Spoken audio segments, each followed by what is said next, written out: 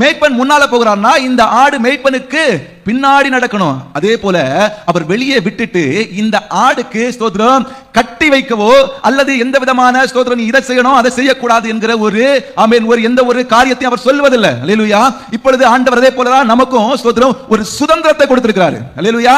வெளியே ஃப்ரீயா விட்டுருக்கலாம். உன் விருப்பத்தின்படி இதை செய்யலாம், இதை செய்யக்கூடாது. அது எதை செய்ய வேண்டும், எதை புசிக்க வேண்டும் என்பது யாருக்கு தெரிஞ்சிருக்கணும்? நமக்கு தெரிஞ்சிருக்கணும். அல்லேலூயா.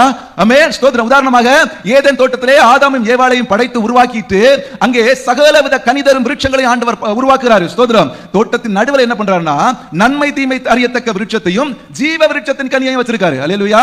வச்ச ஆண்டவர் ஸ்தோத்திரம் வைத்ததற்கு பின்பாக இவர்கள் அதை புசித்து என்ன பண்ணிட்டாங்க? தவறு செஞ்சிட்டாங்க.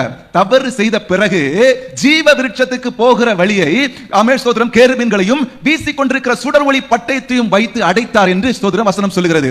அதே ஆண்டவர் இவர்கள் புசிப்பதற்கு முன்பாக ஏன் அடைக்கல? அல்லேலூயா. புசித்ததற்கு பின்பாக ஜீவ விருட்சத்துக்கு போகிற வழியை அடைத்தார் என்று ஸ்தோத்திரம் வசனம் சொல்லுகிறது. அதே ஜீவ விருட்சத்தின் பக்கத்துல தான் எதுவும் இருந்துச்சு? நன்மை தீமை அறியத்தக்க கனி இருந்துச்சு. அல்லேலூயா. ஆனா ஆண்டவர் அவர்கள் புசித்து தவறு செய்ததற்கு பிறகு அவன் ஜீவ விருட்சத்துக்கு போகிற வழியை அவர் அடைத்து போட்டார். ஆனால் முதலாவதாக அவர்களுக்கு முழு சுதந்திரமும் இருந்துச்சு. அல்லேலூயா. ஆமென். முழு சுதந்திரம் இருந்துச்சு. அதுக்கு பக்கத்துல தான் எதுவும் இருந்துச்சு? ஜீவ விருட்சத்தின் கனி இருந்துச்சு. இவர்கள் எதை புசிச்சிருக்கணும்? ஜீவ விருட்சத்தின் கனியை புசிச்சிருக்கணும். அல்லேலூயா. போயிட்டாங்க, தோட்டத்தின் நடுவ வர போயாச்சு. ஸ்தோத்திரம். அங்க இரண்டு விருட்சங்கள் இருக்கிறது. ஒன்று நன்மை தீமை அறியத்தக்க விருட்சம், இன்னொன்னு என்னது? ஸ்தோத்திரம் ஜீவ விருட்சம். எதை புசிக்க வேண்டாம் என்று சொன்னாரோ அதை புசித்தார்கள். எது மரணத்தை கொண்டு வருகிறதோ அதை புசித்தார்கள். ஆனால் எது ஜீவனை கொடுக்கிறதோ ஜீவ விருட்சத்தின் கனியோ அதை அவர்கள் புசிக்க மறந்து விட்டார்கள். அல்லேலூயா.